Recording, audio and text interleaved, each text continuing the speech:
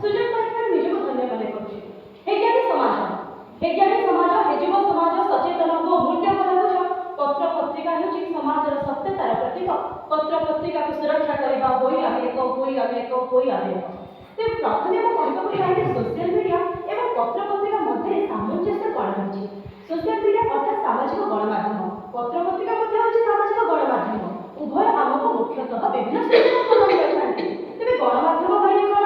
ଗଣମାଧ୍ୟମ 6ଟି କ ସୂତ୍ରରେ ବର୍ଣ୍ଣନା କରାଯାଇପାରେ, ଯେପରିକି କିଏ, କାହିଁକି, କେଉଁଠି, କେତେବେଳେ, କିପରି, କ'ଣ। ଏହି ସମସ୍ତ ବିଷୟକୁ ଯିଏ ଆମକୁ ଜଣାଇଥାଏ ତାହାକୁ ମୁଖ୍ୟତଃ ଗଣମାଧ୍ୟମ ବୋଲି କୁହାଯାଇଥାଏ। ତେବେ ଆଜିର ବିଷୟବସ୍ତୁ ଯେଉଁ ରହିଛି ପତ୍ର ପତ୍ରିକାକୁ ପରିବର୍ତ୍ତନ କରିପାରିବ କି? ତେବେ ମୁଁ କହିବି ସମ୍ପୂର୍ଣ୍ଣ ରୂପେ ପରିବର୍ତ୍ତନ କରିପାରିବ ନାହିଁ। କାହିଁକି ନା ଏହା ଆମକୁ ତଥ୍ୟ ପ୍ରଦାନ କରିଥାଏ।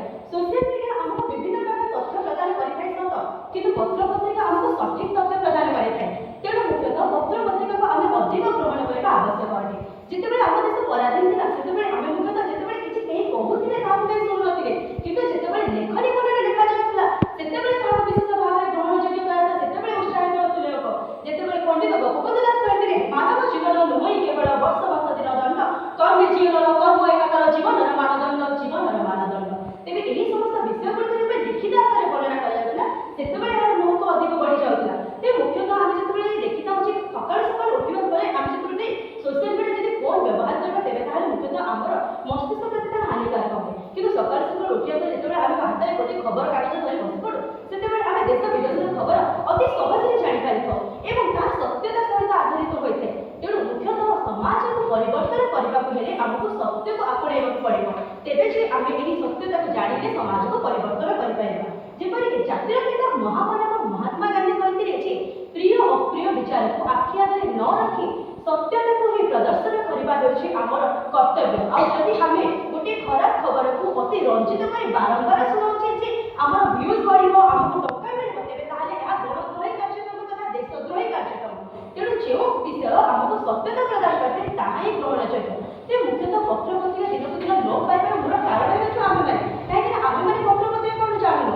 1866 ମସିହାରେ ଯେବେ ଉତ୍କଳ ଦୀପିକା ଆରମ୍ଭ ହୋଇଥିଲା ସେବେଠାରୁ ପତ୍ର ପତ୍ରିକାର ଆରମ୍ଭ ହେବା ଫଳରେ ବିଭିନ୍ନ ପ୍ରକାର ଲେଖା ଆରମ୍ଭ ହୋଇଥିଲା, ସୃଜନଶୀଳତାର ବଢ଼ିଥିଲା। ସେତେବେଳେ ପିଲାମାନଙ୍କର ଲୋକମାନଙ୍କ ମୁଖ୍ୟତଃ ଚିନ୍ତା ଶକ୍ତି ବଢ଼ିଥିଲା, ଯାହାଫଳରେ ସେମାନେ ବିଷୟଟିକୁ ବୁଝିବା ସହିତ ନିଜେ ବୁଝିବେ, ଅନ୍ୟକୁ ବୁଝାଇବେ ଏବଂ ତାହାକୁ ଲେଖିକି ମୁଖ୍ୟତଃ ସମାଜରେ ପ୍ରଚାର ପ୍ରସାର କରିପାରୁଥିଲେ। ପଲ୍ଲୀରୁ ଦିଲ୍ଲୀ ପର୍ଯ୍ୟନ୍ତ ଖବର ବ୍ୟାପି ପାରୁଥିଲା। କିନ୍ତୁ ତାହାକୁ ଆଜି ଆମେ ଅଣଦେଖା କରୁଥିବା ହେତୁ ଆମର ସୃଜନଶୀଳତା ଲୋପ ପାଉଛି।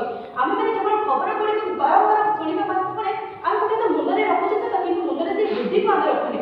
ଆମେ ମୁଖ୍ୟତଃ ସେଇ କଥା ଗୁଡ଼ିକ ଜାଣୁଛେ, ଅନେକ ତଥ୍ୟ ମିଳୁଛି କିନ୍ତୁ ସେଇ ତଥ୍ୟକୁ ସଠିକ ଭାବେ ବିନିଯୋଗ କରିପାରୁନେ। ଆମ ପାଖରେ ଗୋଟିଏ ଖବର ଆସୁ କିନ୍ତୁ ସେଇ ଖବର ସତ୍ୟ ହୋଇଥିବା ଆବଶ୍ୟକ, ତେବେ ଯେ ଆମେ ସମସ୍ତେ ଜାଣିପାରିବା। ତେଣୁ କହିବାକୁ ଚାହିଁବି ଯେ ପତ୍ର ପତ୍ରିକାର ମହତ୍ତ୍ୱକୁ ବଢ଼ାଇବାକୁ ହେଲେ ଆମ ସମସ୍ତଙ୍କୁ ଆଗକୁ ବଢ଼ିବାକୁ ପଡ଼ିବ। କାହିଁକିନା ଆଜିର ଶିଶୁ ଆସନ୍ତାକାଲିର ନାଗରିକ ଅଟନ୍ତି। ତେଣୁ ଯେତେବେଳେ ଖବର କାଗଜରେ ଆମର ନାଁଟିଏ ବାହାରିଛି ନା ସେଇ ଝିଅଟି ସେଇ ପୁଅଟି ଜୀବନରେ ଏଇ କାମଟି କରି ସଫଳତା ଅର୍ଜନ କରିଛି, ସେତେବେଳେ ଆମେ ଶୁଣିବାକୁ ଭାରି ଖୁସି ଲାଗେ ଏବଂ ଖବର କାଗଜକୁ ଆମେ ବିଶେଷ ଭାବେ ପ୍ରଚାର ପ୍ରସାର କରିଥାଉ। କିନ୍ତୁ ଯେତେବେଳେ ସୋସିଆଲ ମିଡ଼ିଆରେ ଆସିଥାଏ ସେତେବେଳେ ଲୋକ କହନ୍ତି ହଁ ହେଇଥିବ, ମିଛରେ ମଧ୍ୟ ହେଇଥାଇପାରେ, ମିଛରେ ମଧ୍ୟ ସେ ନିଜ ନାଁରେ ନିଜେ ପ୍ରଚାର କରିଥାଇପାରେ। କିନ୍ତୁ ପତ୍ର ପତ୍ରିକା ତାହା କରିନଥାଏ। ପତ୍ର ପତ୍ରିକା ସଠିକ ତଥ୍ୟକୁ ଦେଇଥାଏ। ପତ୍ର ପତ୍ରିକା ଯେତେବେଳେ ପ୍ରଚାର କରାଯାଏ ସେତେବେଳେ ମୁଖ୍ୟତଃ ତାହାକୁ ଏଡିଟ୍ କରାଯାଏ, ତାହାକୁ ଭେରିଫିକେସନ କରାଯାଏ, ତାହାକୁ ମୁଖ୍ୟତଃ ଜ୍ଞାନୀ ଗୁଣୀ ବ୍ୟକ୍ତିମାନେ ତାହାକୁ ଗବେଷଣା କରି ତାହାକୁ ଜଣାଇଥାନ୍ତି। ତେଣୁ ପତ୍ର ପତ୍ରିକା ଗୁରୁତ୍ୱ ଦେବା ଆମର କର୍ତ୍ତବ୍ୟ ଅଟେ।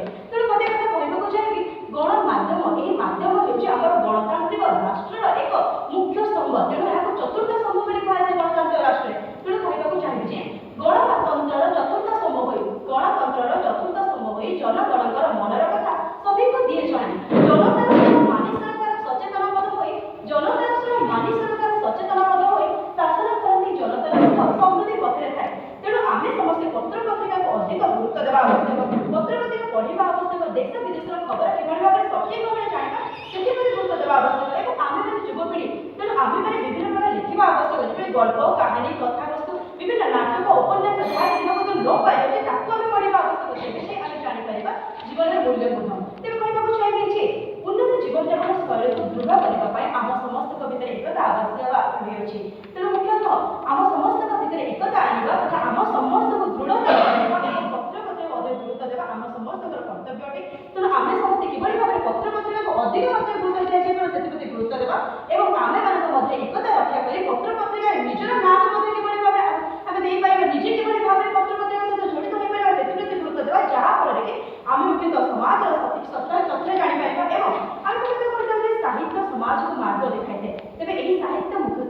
ପତ୍ରିକାରେ ହିଁ ପ୍ରକାଶିତ ହୋଇଥାଏ। ସୋସିଆଲ ମିଡ଼ିଆରେ ଯେଉଁ ପ୍ରକାଶିତ ହୋଇଥାଏ ତଥ୍ୟ ତାହା ମୁଖ୍ୟତଃ ଅନେକ ଭୁଲ ତଥ୍ୟ ରହିଥାଏ। ତେଣୁ ଏହି ଭୁଲ ତଥ୍ୟ ଉପରେ ଆକଟିତ ନ ହୋଇ ଆମେ ମୁଖ୍ୟତଃ ଯେଉଁ ତଥ୍ୟ ସଠିକ୍ ତାହାକୁ ଗ୍ରହଣ କରିବା। ତେଣୁକରି ଦୃଢ଼ ଭାବରେ ମୁଁ କହିବାକୁ ଚାହିଁବି ଯେ ପତ୍ର ପତ୍ରିକାକୁ ଅଧିକ କିଭଳି ଭାବରେ ଗୁରୁତ୍ୱ ଦିଆଯାଇପାରିବ ସେଥିପ୍ରତି ଗୁରୁତ୍ୱ ଦେବା ଏବଂ ଆମେ ସମାଜରେ ରହୁଛେ ଏବଂ ସୋସିଆଲ ମିଡ଼ିଆକୁ ସମ୍ପୂର୍ଣ୍ଣ ରୂପେ ଆମେ ଛାଡ଼ିପାରିବା ନାହିଁ। କାହିଁକିନା ପ୍ରତ୍ୟେକ ମୁଦ୍ରାର ଦୁଇଟି ପାର୍ଶ୍ୱ ରହିଥାଏ। ତେଣୁ ସଠିକ୍ ଏବଂ ନିର୍ଭୁଲ ଏବଂ ଭୁଲ ଏବଂ ନିର୍ଭୁଲ ଏଭଳି ଦୁଇଟି ତଥ୍ୟ ରହିଥାଏ। ଏହି ଦୁଇଟି ତଥ୍ୟକୁ ନେଇ ଆମେ ଆକଳନ କରିବା ଆବଶ୍ୟକ। ମାଧ୍ୟମ କେବଳ ମାଧ୍ୟମ, ପତ୍ର ପତ୍ରିକା ଏକ ମାଧ୍ୟମ, ସୋସିଆଲ ମିଡ଼ିଆ ମଧ୍ୟ ଏକ ମାଧ୍ୟମ। ତେବେ ଏହି ମାଧ୍ୟମକୁ ଆମେ କିଭଳି ଭାବରେ ବ୍ୟବହାର କରୁଛେ ତାହା ଆମ ଉପରେ ନିର୍ଭର କରେ। ତେଣୁ କହିବାକୁ ଚାହିଁବି ଯେ ଆଶରେ ସଭିଏ ଶପଥ କରିବା, ଆଶରେ ସଭିଏ ଶପଥ କରିବା, ନିଜ ଦେଶ ଆମେ ନିଜେ କରିବା। ଆଶରେ ସଭିଏ ଶପଥ କରିବା, ନିଜ ଦେଶ ଆମେ ନିଜେ କରିବା।